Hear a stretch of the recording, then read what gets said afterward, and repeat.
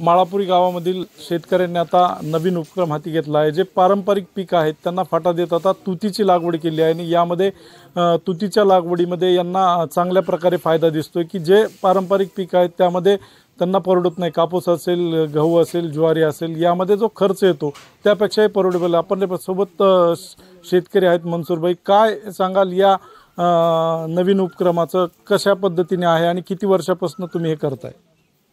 आपण 4 वर्षाने करतो त्याला।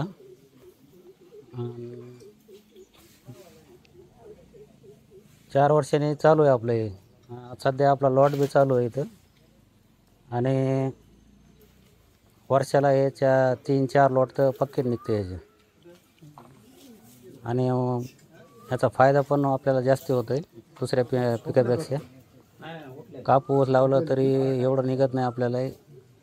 एकरमध्ये लय झालं तर 15-20 हजाराचा कापूस होतो आणि हे एक लॉट आपला एकरमध्ये 1 लाखाचा होतो।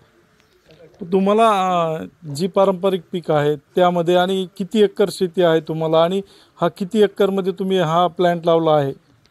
आपल्याला 3.25 एकर वावर आहे आणि आपण 2 एकर तुती लावलेली आहे। 2 एकरमध्ये आपल्याला पाणी बी आहे हिशोबात आणि तिकडं दुसऱ्याकडे तर पाणी नाही आपल्याकडनं, ते बी आपण लावू शकतो। पण या 2 एकरमधून जे उत्पन्न मिळतंय आणि इतर पिकांमध्ये यामध्ये किती फरक आहे? त्याच्यामध्ये ह्याच्यामध्ये सर आपल्याला लई फरक आहे। त्याच्यात आणि ह्याच्यात बरोबर होऊ शकत नाही। ते कुठं 20-25 हजारमध्ये, हे कुठं लाखामध्ये येतं आहे। हे सगळं सुरू करायला किती खर्च लागला?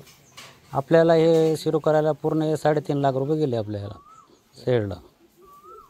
या सगळ्यामध्ये शेतकरी आता या पिकामध्ये समाधानी आहे। जे पारंपरिक पीक आहेत त्यामध्ये शेतकऱ्यांना फायदा होत नव्हता, परवडत नव्हता आणि बीड जिल्ह्यामध्ये पावसाने देखील सध्या दडी मारली आहे आणि काही काळ वर्षानुवर्ष इथे दुष्काळाची परिस्थिती असल्यामुळे शेतकऱ्यांनी आता हे नवीन उपक्रम हाती घेतला आहे की ज्याला पाणी देखील कमी लागतं आणि त्यामधून लाखो रुपयाचं उत्पन्न मिळतं।